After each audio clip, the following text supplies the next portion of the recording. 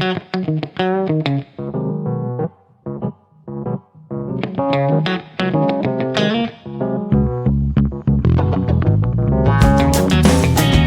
back to our channel as we delve deeper into the dramatic world of Genoa. Today is a great day to learn about the shifting power dynamics, fragile romances, and explosive corporate battles that always captivate our attention. Billy's rage could rock Chancellor following Lily's dismissal announcements, leaving him utterly furious.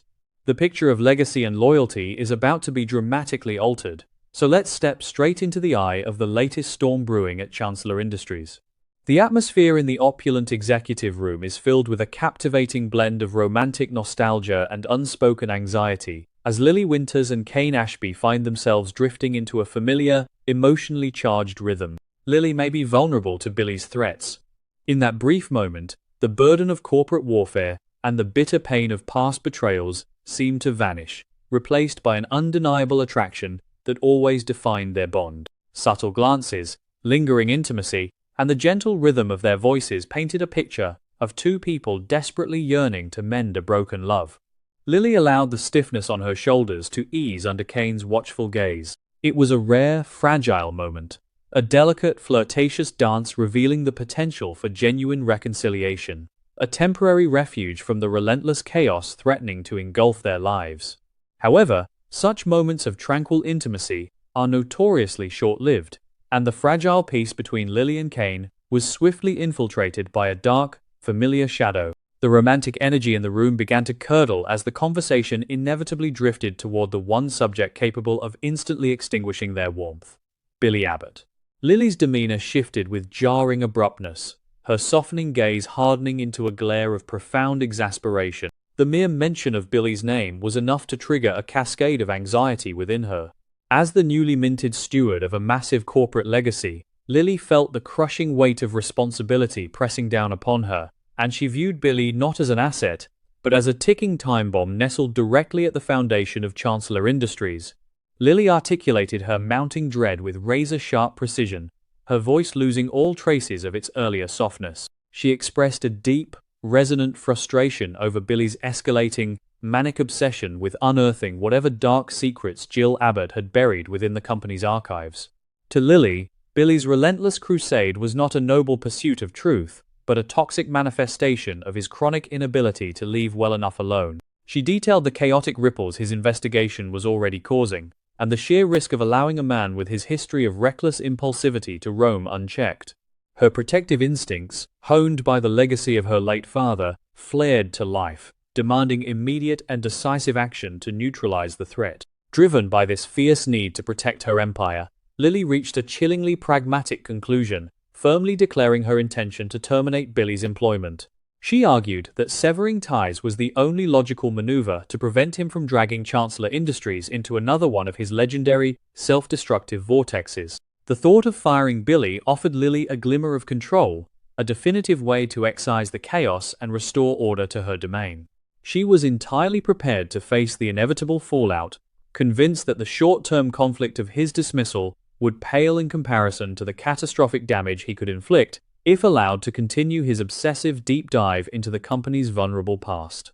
Sensing the rapid deterioration of their romantic interlude, Kane immediately shifted into a posture of pacification, desperate to de-escalate Lily's rising panic and salvage the evening. He employed his most soothing, persuasive tone, attempting to systematically dismantle her fears with a heavy dose of dismissive logic.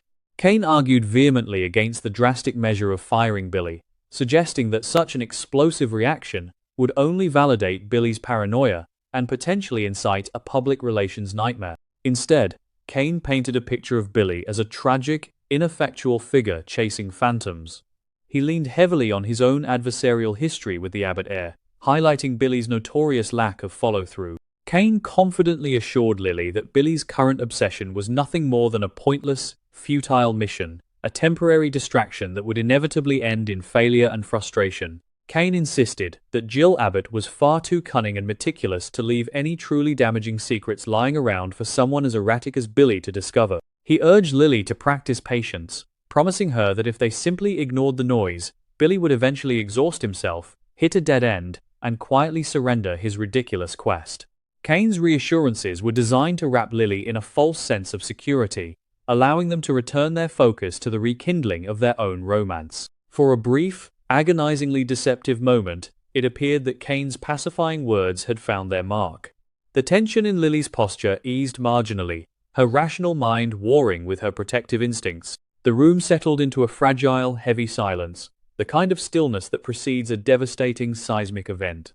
They stood on the precipice of a decision, the romantic tension struggling to reassert itself against the backdrop of corporate anxiety. It was a tableau of precarious calm, a snapshot of two people entirely oblivious to the fact that the very foundation of their world was about to be violently ripped out from beneath them. The illusion of safety was shattered with the force of a physical blow as the heavy mahogany doors of the executive suite swung open. The interruption was not subtle. It was an aggressive, theatrical entrance that instantly sucked the air from the room. Billy Abbott crossed the threshold, completely obliterating the intimate atmosphere with an aura of overwhelming, toxic triumph. His physical demeanor was entirely transformed. Gone was the restless, defensive energy that usually characterized his presence. In its place was an arrogant, swaggering confidence that radiated from his every pore. He moved with the terrifying certainty of a man who believed he had just conquered the world, his eyes gleaming with a manic, dangerous light. Billy did not merely enter the room. He invaded it, commanding the space with a theatricality that demanded absolute attention. He looked between Lily and Kane, his lips curling into a smug, predatory smile that conveyed a deep, unsettling satisfaction. The contrast between the fragile intimacy Lily and Kane had been trying to build and the explosive, chaotic energy Billy brought into the room was jarring. It was immediately apparent to both Lily and Kane that this was not the erratic, easily defeated Billy they had just been discussing. This was a man who had crossed a threshold, emerging with a weapon of mass destruction. Without preamble or hesitation, Billy launched into his grand declaration, his voice dripping with a terrifying blend of vindication and malice. He completely ignored the personal dynamic he had just interrupted. Entirely consumed by the magnitude of his own revelation, Billy proudly announced that his relentless, obsessive search was officially over. He mocked their earlier doubts and their patronizing assumptions, reveling in the shock that was beginning to register on their faces. He spoke with the fervor of a zealot, declaring that he had not only uncovered Jill Abbott's deeply buried secrets, but had unearthed the ultimate prize. He dramatically proclaimed that he had found the absolute keys to the kingdom. The psychological weight behind Billy's words was staggering. He was not just speaking as a corporate executive, he was speaking as the marginalized son, the perennial disappointment who had finally found the ultimate validation. He believed that the historical evidence he possessed was not just a legal loophole, but a divine right of succession. Billy was fueled by the ghosts of his family's past, driven by a desperate need to elevate the Abbott name and punish those who had ever doubted his capability. His arrogance was a deeply ingrained belief that he was about to correct decades of historical injustice and claim his rightful place at the absolute pinnacle of Genoa City's corporate hierarchy. As the sheer magnitude of Billy's preamble settled over the room, he delivered the final, devastating blow. With unwavering eye contact and a voice cold enough to freeze blood, Billy explicitly declared that Chancellor Industries belonged entirely to him and the Abbott family. He did not present it as a theory, a negotiation, or a possibility. He presented it as an absolute, undeniable fact.